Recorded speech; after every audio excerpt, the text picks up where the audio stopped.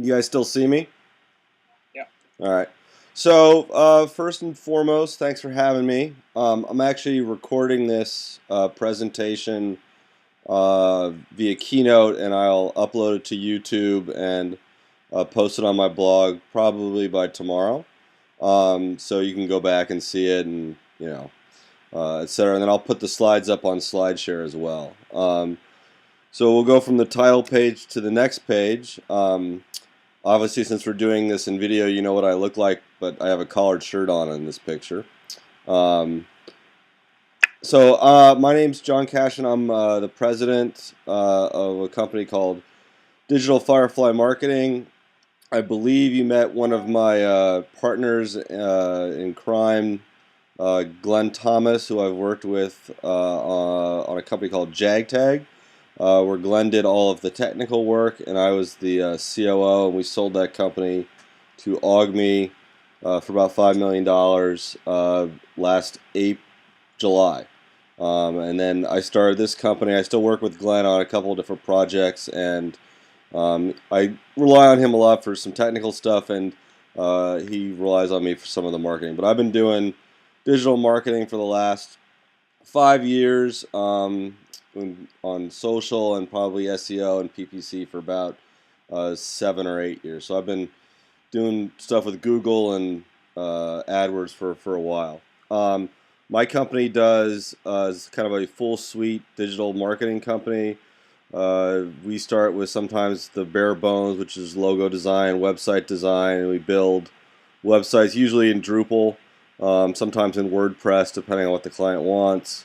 And then we market them using SEO, pay-per-click, email, and social media.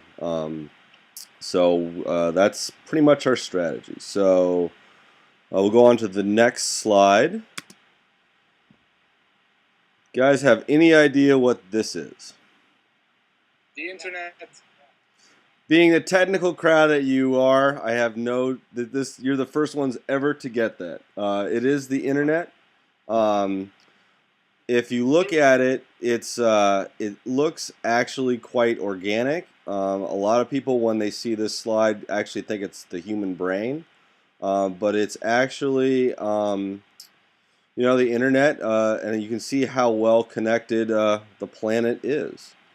We'll go on to the next slide. Anybody know what this is besides the United States?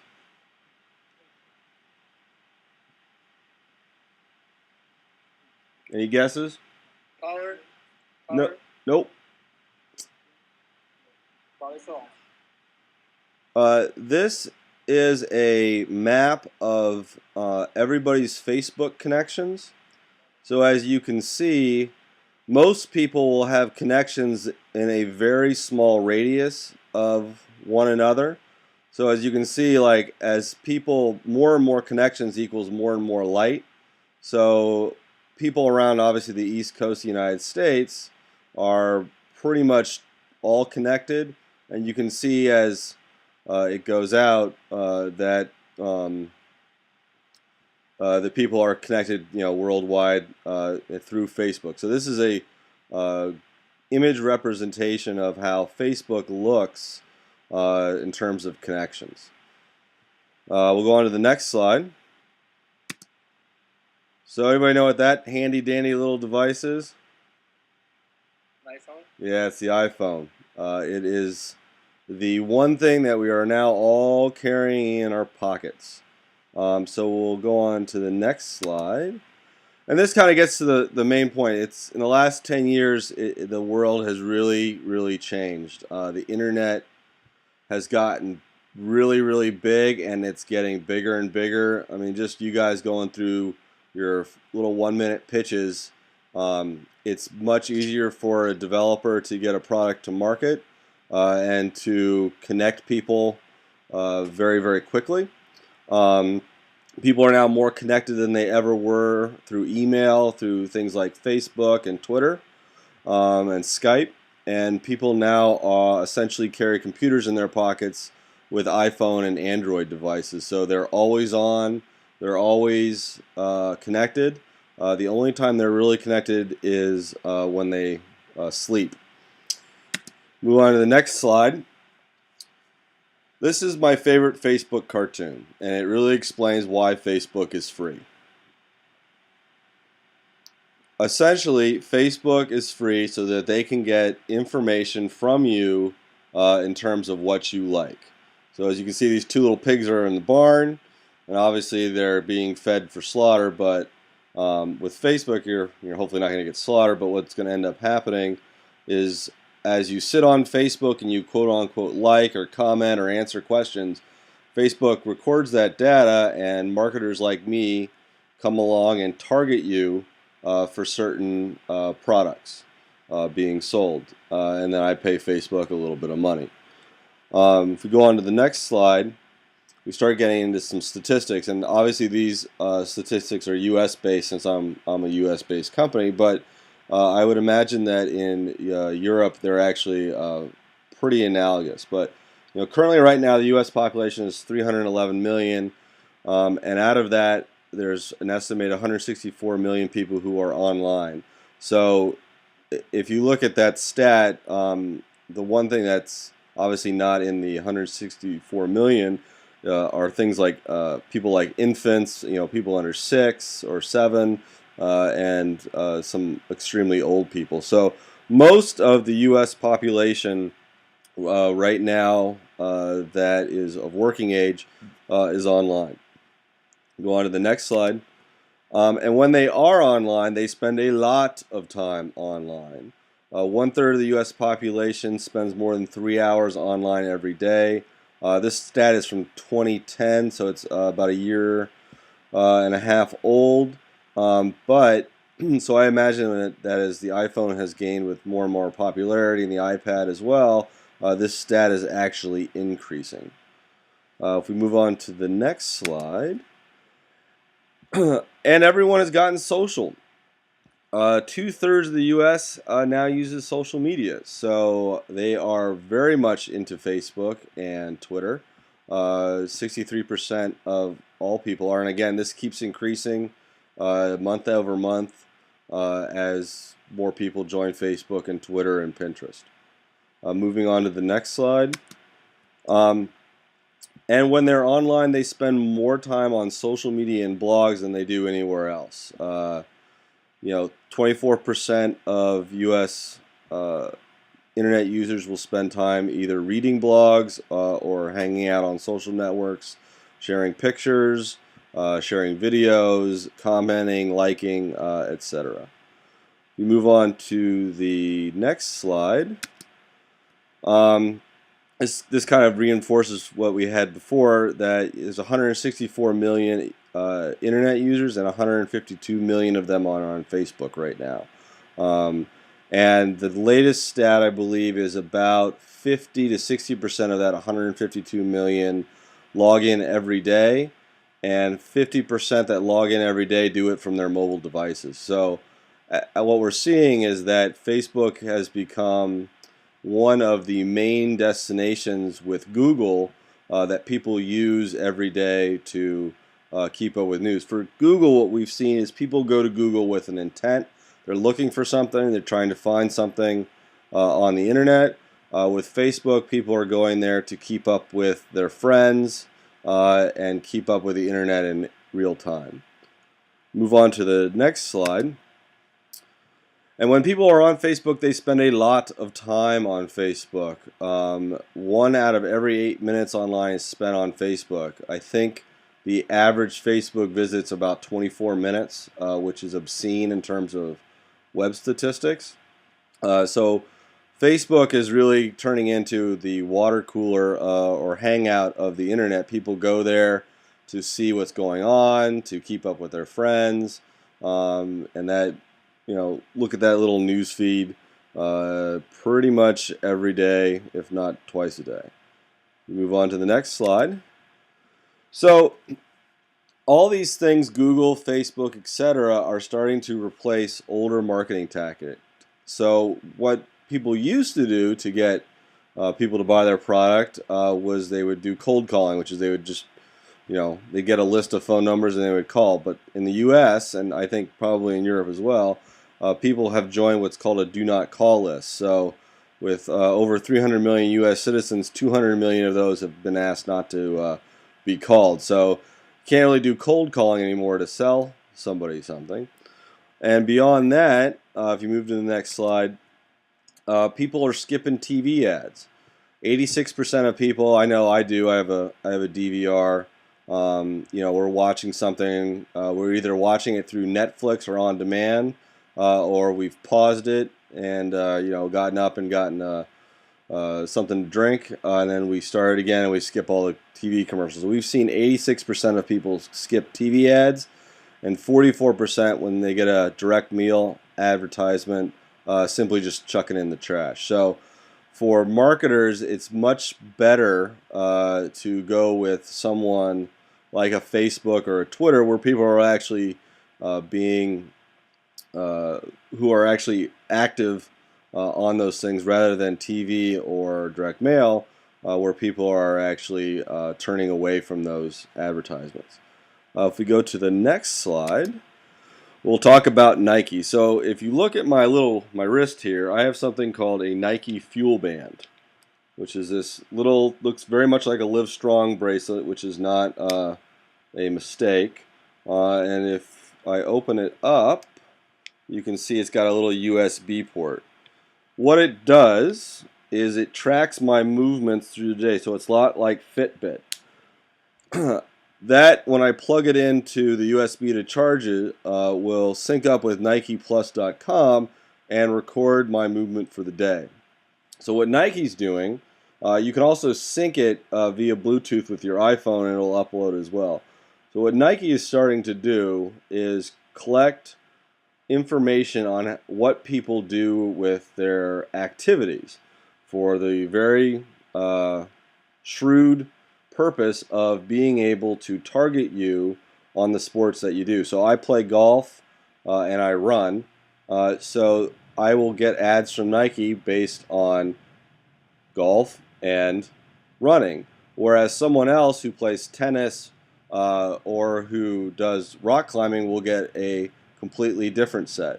So what Nike's starting to do is roll out all of these products, not only in their running shoes, but in their basketball shoes, that have little chips in them that start to record your movement, and everything funnels up into NikePlus.com, where it records something called Nike Fuel. So if you can look at the little graph, on this day in July, I recorded 3,134 Nike Fuel, and you can see that I think I went golfing that day. From about 1 o'clock in the afternoon to about 4, there's me walking around the golf course.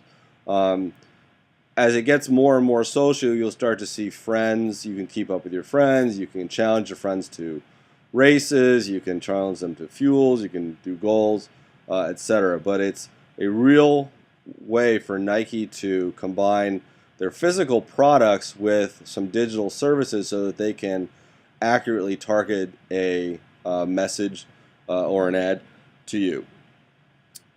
So the next slide is really just kind of summing everything up. Is really, you want to fish where the fish are. Direct mail and cold calling and TV ads aren't working anymore. Everyone's online. Everyone's Googling. Everyone is on Facebook or social, and everyone's got an email address. So when people come to us and they say we want to do some digital marketing, these are the strategies that we use to get them found online so that people can buy their products. So let's talk about how we kind of map this out. So we'll talk about social media marketing strategy. So I'm on slide, it says 13 on the bottom, but it says digital strategy feedback loops. So this is the main strategy we use with all of our customers, and it consists of 3 channels. The first channel is paid media, and this is pay-per-click through Facebook, Google, or Bing. It's display ads that you can buy through Google or Bing or other things like Something Awful or blogads.com. And it's also TV ads. I know I put in there that 86%, but you can buy some real cheap TV ads through Google AdWords.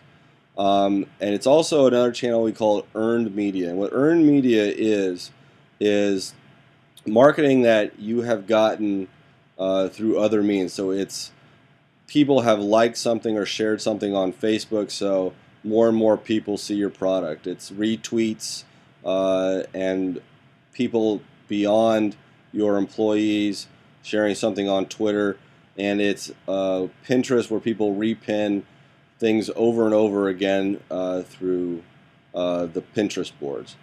And then the last channel is something called owned media, and this is something that you have direct control of, so that people can find you either via Facebook or Google, and that's getting the right SEO keywords on your website. It's having a mobile CSS site. It's doing email marketing. Those three channels, their main thing is to drive traffic to your website. So when they're on your website, they do something.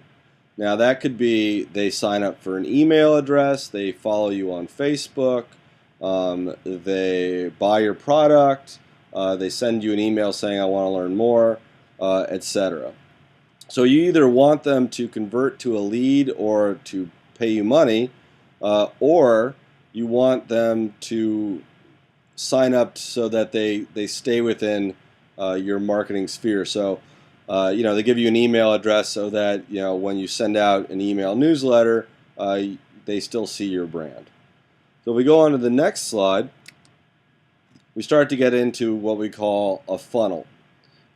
So this basically maps out every marketing tactic we use at every part of the buying cycle. So at the very top, when someone has no idea who you are, you have to get into their mind, essentially. So we use tactics like writing blog articles, doing web banners, having newspapers write articles about us, people liking us on Facebook so it shows up in the ticker, people doing pins on us so that people see, oh, that's Digital Firefly Marketing. I've heard about those guys. So when then they become aware of us and they go, I could really use those services, they come onto our website and they start to poke around. They're going to go, okay, why do I need these guys?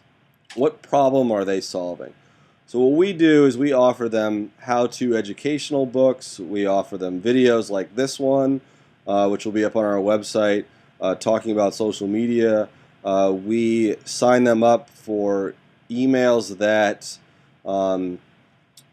send case studies to them about why social media marketing is important. And here's a customer that got 200% return on their investment.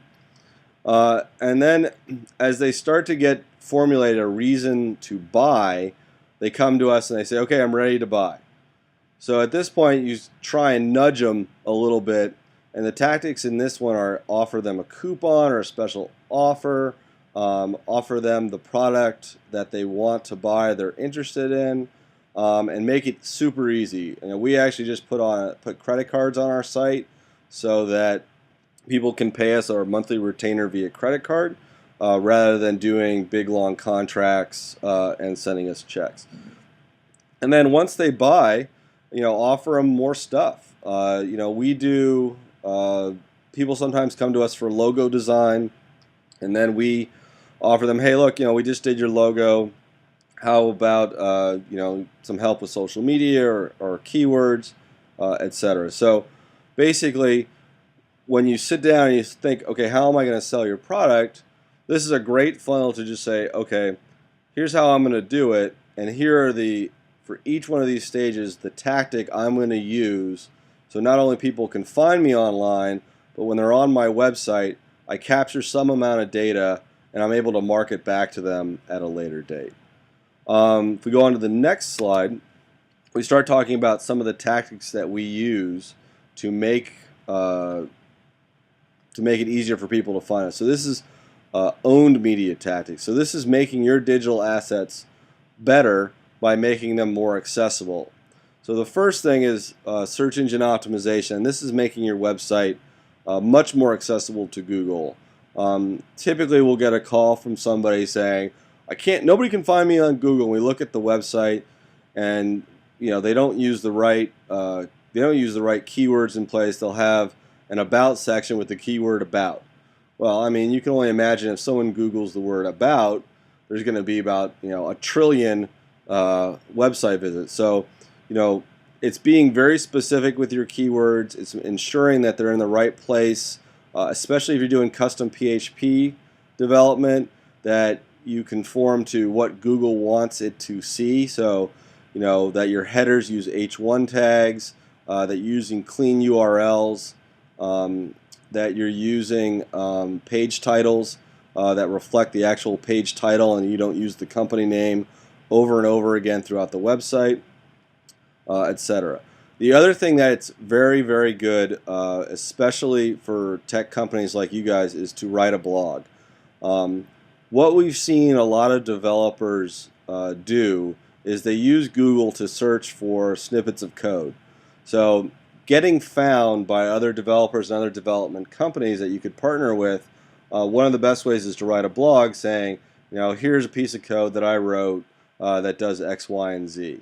It also lets you use keywords more and more. Not only that, it gives you content to post to Facebook that people can use, to click on, and also for Google to index via Facebook and Twitter. And then using your own media, your website, using things like Facebook Connect as a single sign-on, and also using the like button on your content allows you to use your owned media to build earned media. So you always have to kind of go back to that earlier slide where your own media is stuff that you control, but by putting earned media on it, you can actually start to earn it. So for instance, people come to your website, they like a blog that you wrote, they can pin it to a pin board, or they can like it on Facebook, and that just builds earned media. So if you go on to the next slide, we start to talk about earned media tactics. And the goal here is we want people to share the site and to start creating content for us. The reason that we push Facebook so hard on people is simply for traffic referrals. It's the #1 website in the world for referring traffic from Facebook to your site. I get probably a third of my website traffic from Facebook day in and day out. For all of my clients, it's by far the #1 traffic referral website. People use it not only with Facebook ads, but also in the news feed to push traffic from Facebook to the site. And what Facebook really is about is when people like or follow you, it's an audience that you can constantly market back to. So they might not be ready to buy, but they're certainly ready to listen. So getting your product or your thing out to that audience day in and day out just increases the amount of knowledge of your product to them, and it also increases the likelihood that they might buy.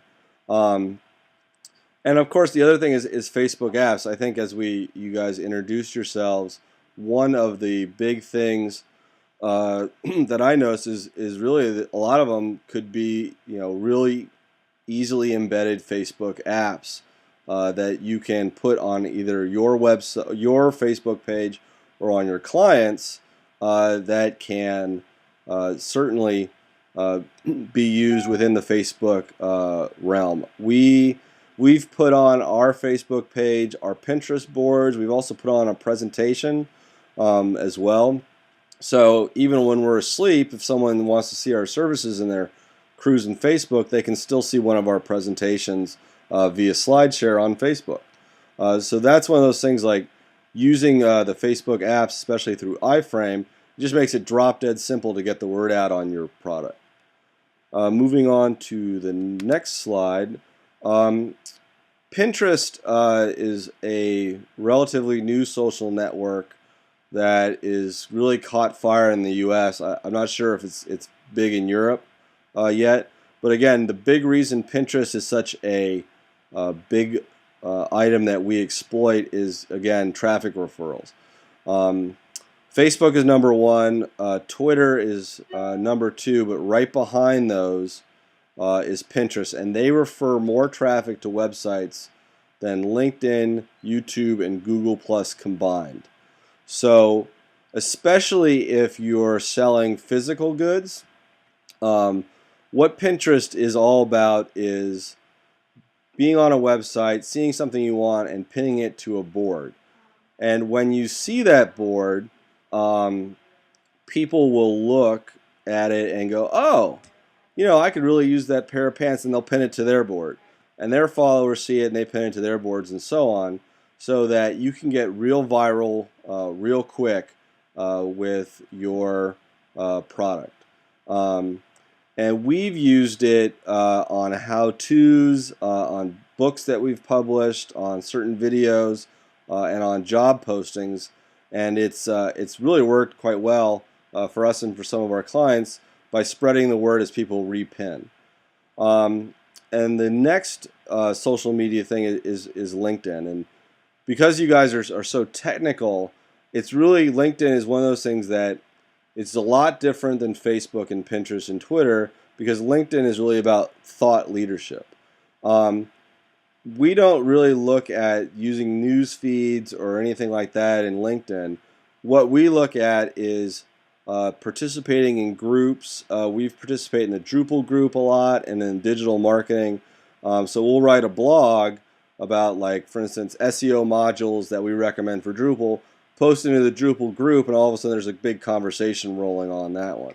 Another one is if you look into LinkedIn Answers, you'll see a lot of people asking questions around certain topics.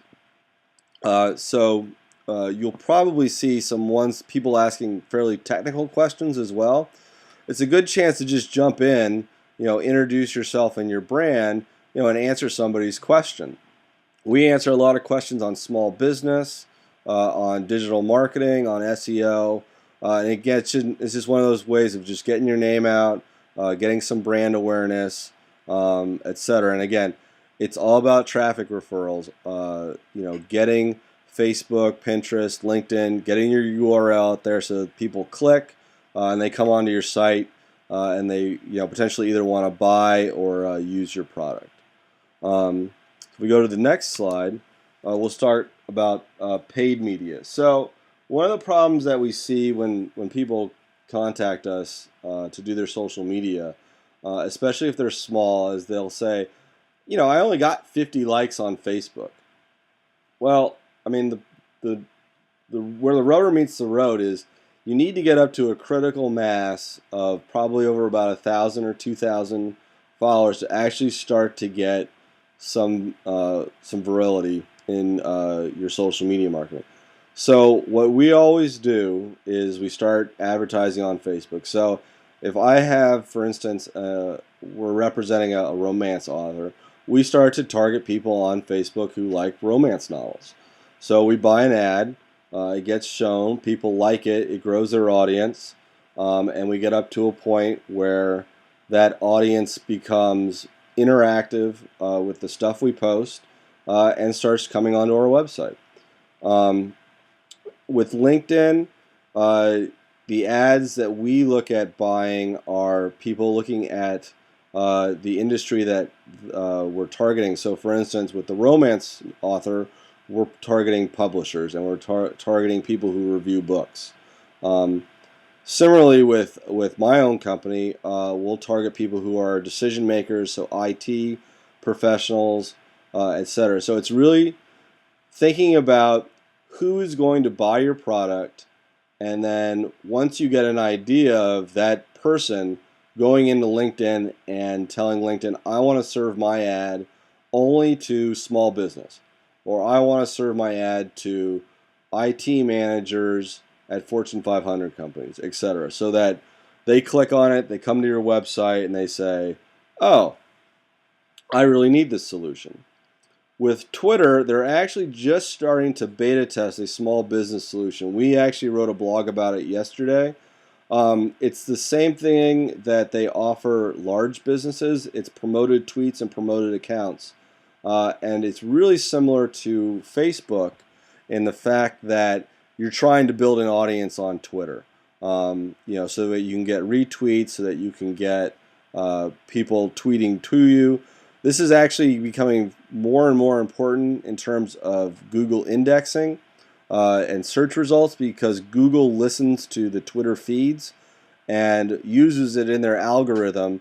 The more tweets that you get, the more mentions, the more retweets on a subject, they look at it as a plus and push you up in the search rankings. So building that audience on Twitter, building a promoted account, actually has a bit of a snowball effect in terms of not only traffic referrals back to your website, but also into getting better search results. We go on to the next slide. We start talking about tracking success. One of the big things that we really try and push on people and that we supply is analytics, because at the end of the day, we're telling people you're either going to spend money on the ads, or you're going to spend time on Facebook promoting your company that could otherwise be used coding or making product, etc. So if you're not tracking success, you're just kind of hoping at some time that someone's going to land on your site and pay you a bunch of money. So what we do is we set up on every site, we use Google Analytics and we use goals. And we look at a short-term goal of visits, leads, and registrations. It's like, okay, in the month of May, how many visits did we get? How many leads did that generate? And how many people registered? And then we look at it month over month, and hopefully we'll see it going in a positive direction. Those are the short-term goals. Long-term goals, it's pretty simple. You're going to go and spend a bunch of money on marketing, and are you making more money than you're spending in marketing?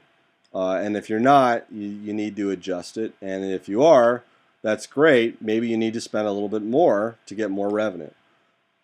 That's the very simple, very basic way that we look at it. We don't typically look too much at locations or page content. We look at those as symptoms of maybe other problems. But at the end of the day, we're looking at marketing spend versus revenue creation and how those things correlate. So that's really the basic social media marketing presentation. If you go to the next slide, questions and answers. Feel free to ask me anything that you guys have on your mind in terms of social media. And thanks for having me for this quick little presentation on social media.